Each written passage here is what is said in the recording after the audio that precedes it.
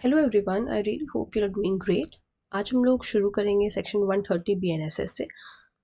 हालांकि इस वाले चैप्टर में आपके जो सेक्शंस हम ऑलरेडी 129 तक 125 से 129 तक कर चुके हैं वही आपके लिए इंपॉर्टेंट है।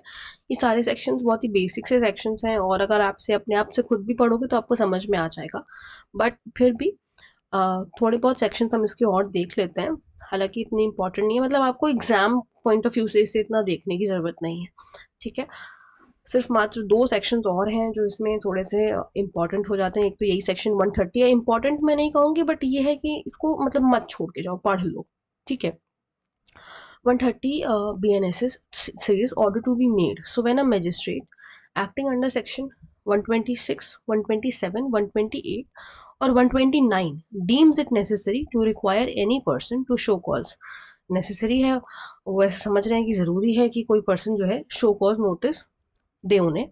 ही shall make an order in writing, मतलब अब यहाँ पर ये बताया कि जो शो कॉज नोटिस इशू हो रहा है किस तरीके से, उसका क्या प्रोसीजर है। तो वो ऑर्डर करेंगे in writing, setting forth the substance of the information received. ठीक है, the amount of bond to be executed, कितना अमाउंट है बॉन्ड का जो कि एग्जीक्यूट करवाना है, the term for which it is to be in force, कितने टाइम के लिए वो फोर्स में रहेगा, and the number of sureties, अगर श्योरिटीज हैं तो कितना नंबर ऑफ श्योरिटीज हैं, after considering the sufficiency and fitness of the sureties, मतलब सफिशिएंट है उतनी श्योरिटीज की नहीं, और श्योरिटीज का क्या है, फिट है, ये सारी चीजें देख करके। Section 131 says procedure in respect of person present in court. So if the person in respect of whom such order is made is present in the court, जिसके अगेंस्ट ऑर्डर किया गया है वो कोर्ट में प्रेजेंट है तो उसको जो है पढ़ करके सुनाया जाएगा। और इफ ही सो डिजायर्स, और अगर वो उसकी इच्छा है तो सब्सटेंस जो है, मतलब जो भी इंपॉर्टेंट जो मूल बात है वो उसको एक्सप्लेन भी करी जाएगी। Section 132 summons a warrant in case of person not so present. So if such person is not present, मान लीजिए ऊपर तो कह रहा है अगर प्रेजेंट है तो वो उस तरीके का प्रोसीजर हो जाएगा, और अगर नहीं प्रेजेंट है तब क्या, अगर नहीं प्रेजेंट है तो magistrate shall issue a summon, summon issue करेंगे, रिक्वायरिंग हिम टू अपेयर, कहेंगे आपको अपेयर होना है। और when such person is in custody, मान लीजिए कस्टडी में है वो बंदा, so warrant directing the officer, तो फिर ऑफिसर को एक वारंट इशू किया जाएगा, डायरेक्ट किया जाएगा, in whose custody he is, to bring him before the court. देखो अगर वो नहीं प्रेजेंट है तो समन इशू किया जाएगा, उसको आने के लिए कहा जाएगा कि आप यहाँ पर आइए। और अगर वो पर्सन पुलिस की कस्टडी में है तो ऑफिसर को वारंट डायरेक्ट किया जाएगा और कहा जाएगा कि आप उसको कोर्ट में लेकर के आइए, provided that wherever sorry whenever it appears to such magistrate upon the report of police officer or upon other information, the substance of which report or information shall be recorded by the magistrate, that there is a reason to fear for the commission of a breach of peace।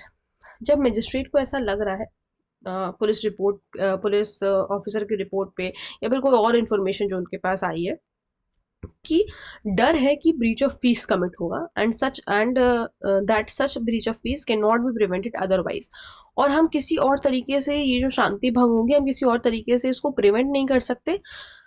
सिर्फ किससे prevent कर सकते हैं, immediate arrest से। जब तक हम इस पर्सन की इमीडिएट अरेस्ट नहीं करेंगे तब तक कि हम शांति भंग करने वाली जो चीज़ है हम इसको प्रिवेंट नहीं कर सकते। सो द मजिस्ट्रेट में at any time issue a warrant, warrant issue करेंगे किसी भी समय पर जब भी उन्हें सही लगता है अरेस्ट करने के लिए उस इंसान को। ठीक है, फिर उसके बाद 133 है, 133 says copy of order to a company summons और warrant. Every summons or warrant issued under section 132 shall be accompanied by a copy of order made under section 130। ऊपर जो शो कॉज वाला ऑर्डर किस तरीके से जा रहा है वो और 132 दोनों को जो है साथ में करा जाएगा। Such copy shall be delivered by the officer, कौन डिलीवर करेगा, ऑफिसर डिलीवर करेगा जो भी सर्व कर रहा है या एग्जीक्यूट कर रहा है उन सामन्स को या वारंट को, टू द पर्सन सर्व्ड और अरेस्टेड अंडर द सेम, उसको जो है भेजा जाएगा। कौन लेकर के जाएगा, जो आपका ऑफिसर है जो भी ऐसा कर रहा है, समन्स वगैरह सर्व कर रहा है या फिर वारंट एग्जीक्यूट कर रहा है, जो भी कर रहा है वो फिर उस हिसाब से अपना लेकर के जाएगा। ठीक है, फिर उसके बाद सेक्शन 134 है, तो सेक्शन 134 कह रहा है power to dispense with personal attendance. So magistrate को अगर सफिशिएंट कॉज लगते हैं डिस्पेंस कर सकते हैं पर्सनल अटेंडेंस, मतलब कि मना कर सकते हैं कि आप मत आइए, ऑफ एनी पर्सन जिसको बुलाया गया है शो कॉज के लिए, why he should not be ordered, एक second, dispense with the personal attendance of any person called upon to show cause, why he should not be ordered. हाँ, ये वही वाला शो कॉज के लिए कहा गया, तो यहाँ पे मजिस्ट्रेट ही कह सकते हैं कि आप मतलब पर्सनली खुद अपेयर मत होइए, और परमिट कर देंगे कि एडवोकेट आपके आ जाए, तो वो भी चलेगा।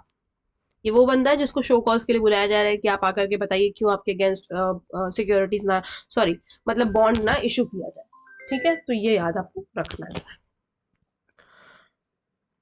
तो आज के लिए इतना ही काफ़ी है इस लेक्चर के लिए, बाकी जो सेक्शंस हैं हम नेक्स्ट लेक्चर में डिस्कस करेंगे। Okay, thank you so much, ख्याल रखिए अपना, पढ़ते रहिए।